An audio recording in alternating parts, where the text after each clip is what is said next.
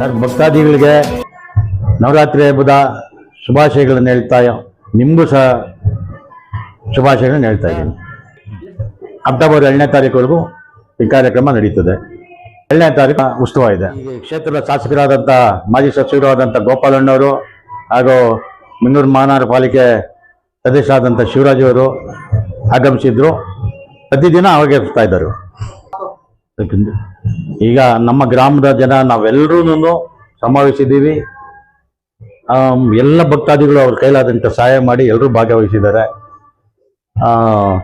ಅದನ್ನು ಇದೊಂದು ನಾವು ಉದ್ಘಾಟನೆ ಪ್ರತಿಷ್ಠಾಪನೆ ಎಲ್ಲ ಮಾಡುವಂಥ ಸಂದರ್ಭದಲ್ಲಿ ಮಾಜಿ ಪ್ರಧಾನಮಂತ್ರಿಗಳಾದಂಥ ದೇವೇಗೌಡರನ್ನು ಸಹ ಕರ್ಕೊಂಬಂದು ಅವ್ರ ಕೈಲೇ ಉದ್ಘಾಟನೆ ಸಹ ಮಾಡಿಸಿದ್ದೀವಿ.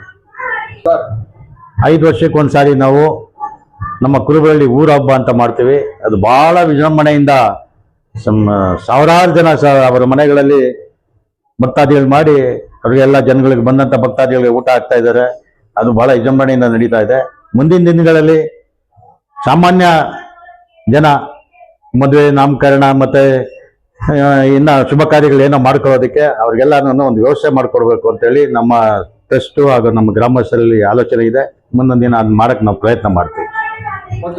ಭಕ್ತಾದಿಗಳಲ್ಲಿ ಮನವಿ, ಈ ಒಂದು ಕಾರ್ಯಕ್ರಮಕ್ಕೆ, ನವರಾತ್ರಿ ಕಾರ್ಯಕ್ರಮಕ್ಕೆ ಕುರುಬಳ್ಳಿ ಅಕ್ಕಪಕ್ಕ ಬಡಾವಣೆಯ ಎಲ್ಲ ಭಕ್ತಾದಿಗಳು ಬಂದು ತಮ್ಮ ಈ ಒಂದು ಏನು ಗ್ರಾಮದೇವತೆ ದೊಡ್ಡಮ್ಮ